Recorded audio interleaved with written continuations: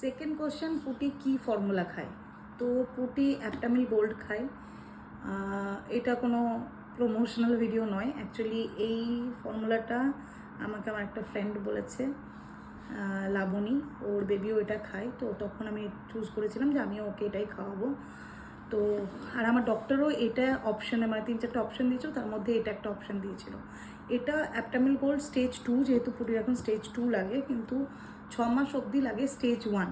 এবার এর সাথে আসে হচ্ছে এরকম একটা মেজারিং কাপ আসে, যেটা 30 ml হয়, আর এর সাথে একটা স্পুনও আসে। এবার এই যে স্পুনটা আসে, এই স্পুনটার আমি এইভাবে কাচের বোতলে স্টোর করি মেনলি। এই স্পুনটার 1 স্পুন এইভাবে কেটে নিলে 1 স্পুন যেটা, সেটা 30 ml জলে গুলতে হয়। এবার 60 ml খেলে এরকম 2 স্পুন গুলতে হবে, কিন্তু এর থেকে কমও দেওয়া যাবে না, বেশিও দেওয়া যাবে না। কম দিলে বাচ্চার পুষ্টি পাবে না, বেশি দিলে ডিহাইড্রেশন হয়ে যাবে।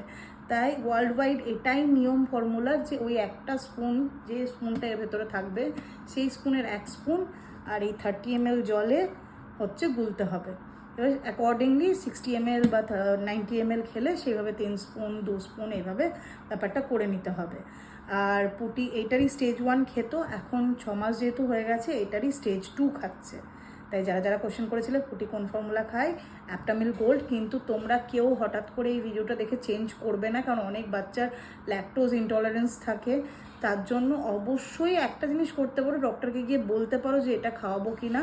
সেক্ষেত্রে ডক্টর যদি বলে হ্যাঁ, তখনই চেঞ্জ করবে, আদারওয়াইজ চেঞ্জ করো না। Thank you.